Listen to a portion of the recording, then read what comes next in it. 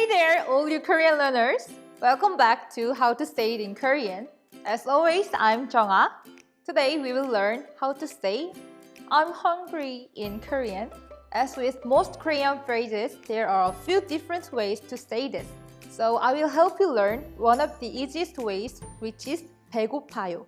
Let's first practice the pronunciation of 배고파요. 배, 고, 파, 요. 배고파요. 배고파요 is a phrase using a noun and a verb. 배 means stomach and 고프다 means hungry or to desire food. When you're seriously hungry and need to tell your friends, I am very hungry, just add 너무 before 배고파요. 너무 means too much or too many, just like very in English. 너무 배고파요.